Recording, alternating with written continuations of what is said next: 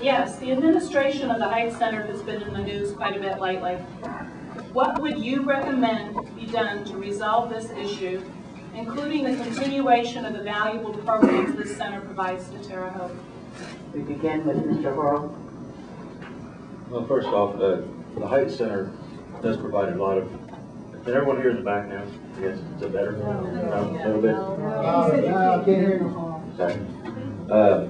But the Heights Center provides a lot of good community projects for the entire community, not just a segment of the community that people believe.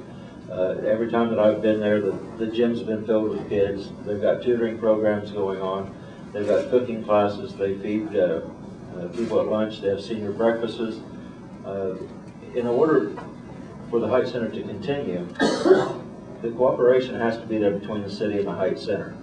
They've got a new board now that's willing to work. They've had public meetings to let everybody know their side. The city just says that they want to have a Heights Center, that it's going to be there, it's going to be in that building, it's going to have that name, but there's no other plans. I mean, we've already got that, it's there. You know, if it is an accountability issue, I don't know why the current board has to pay for the sins of the past. Give them an opportunity, and when you meet for mediation, just not say, April 11th, your last day, and you're evicted. To me, that's not mediation, that's just bullying and to get them out of there. That's not the way that Terre Haute should be represented, or the way we should be thought of throughout the world.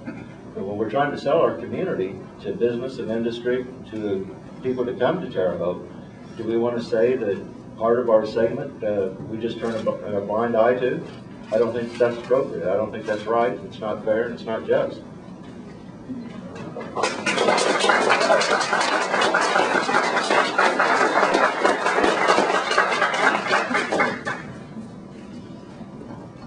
I also too am a strong believer in the High Community Center. My children went to the High Community Center when they was young, because we lived over there in the projects too. And they went to school there. My daughter went to Washington School right there next door to the High Community Center. And I've always been a strong believer of the High Community Center. They've always, my kids always enjoyed it there. And my girls went to the Well Child Clinic there. Of course, they moved it out since we moved it for a while. And they've, you know, I don't know what the problem is there, but I believe that since they have got a new board there, and you know, I don't know what the problems was beforehand, I believe the new board is trying to work the problems out. And they act like, they sound like they're trying to, you know, rectify the problem. I believe they need to, you know, they need to be given an opportunity to straighten, you know, to come up with a program to, you know, rectify the situation. But the city don't seem to give them a chance. They want to give them a chance. I got a feeling they got somebody in the city's got something else on the back burner they don't want nobody to know about. I don't know. You know, so you know, the only thing I got to say is, you know, if Greg Gibson was on the board at the Heights Center, would they be doing this to him or not? I don't know. But you know, that's what I got to say. You know, so you know, it just seems like, you know, that's my opinion on the matter. But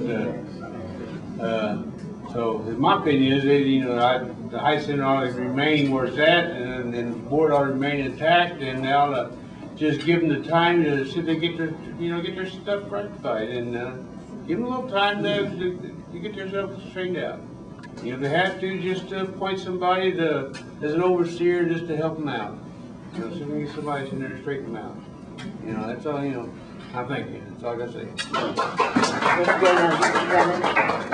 Mr. Bennett. I have a little different take on the Heights Center. First of all, I don't believe the city of Terre Haute needs to be in the community center business. And the reason why I say that is we have other community centers, and I've been to other communities where they have community centers, and I know some of the smaller towns will typically do that, but the larger communities typically leave that up to the 501c3 private organization to run that. I've got some experience with how the federal dollars, the HUD and the home funds, flow back into the community through the Department of Redevelopment. And in my opinion, with the money that the Heights Center raised and the federal funds that were used to build that facility, I believe that building belongs to the Heights Center board, and they should run that facility themselves. If it fails, it fails. If it makes it, it makes it. But it's up to them to make that go. And I just don't believe the city needs to be involved with that process. And I realize the city owns the property it sits on, but that's pretty typical too. I would just like to see the city divest itself of that activity. And what I would propose to do would be over a 3-year period, the $30,000 that comes from the city of Terre Haute, I would honor that $30,000 for the first year, and I would cut that back to $20,000 the next year and $10,000 the third year in order to wean them off of that taxpayer dollar and help them to get their feet going and raise their own funds to be successful on their own. Thank you. I think most people that have followed my campaign, reading about me in the paper, know that I support the Heights Center, that I support the current board. I would hate to think that there were any personal reasons why the Heights Center is being attacked, but I feel that's probably the case. One of the things I would propose doing, if there is an issue of accountability, is doing exactly what the Heights Board offered the current administration to do. Pick 5 people that you want to put on the board and put them on the board. That way you know what's going on, everything that's going on the board, every dime that's spent, every decision that's made, you have an input in. If that's truly the reason why, the accountability is truly the reason why they're being evicted, and they're willing to compromise and let you put people on the board for city officials, anybody the city wants to put on, people from the Parks Board or whatever, to keep that board intact, why is the city opposing that? I see the Heights Center should stay, and if I elected mayor, the Heights Center will stay. All right, we're ready now for the third question, or for the second. Mayor Burke. Excuse me. I'm getting ahead of myself. I took you, keep me honest.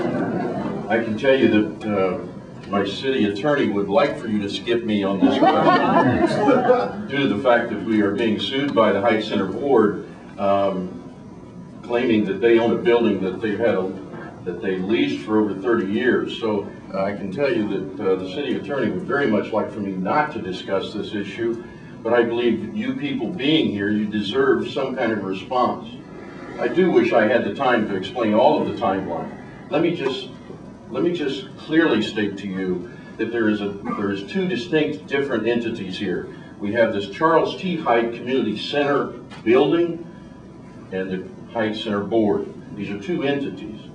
I've said before, and I'll say it again, as long as I have the privilege of being mayor, the Charles T. Height Community Center building will always be there, and they'll always be called that.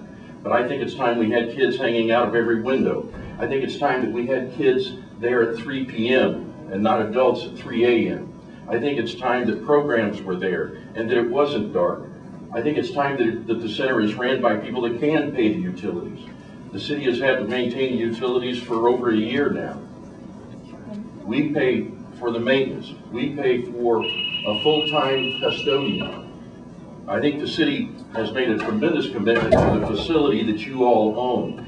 And I will close by saying, I think the Charles T. Height Community Center needs real support, not a bunch of words from people that don't know the facts, especially coming from some here that were involved in an administration that cut their funding, that I restored to give the board a chance, and there still refused to be an accountability level that the public deserves for the funds that they were receiving.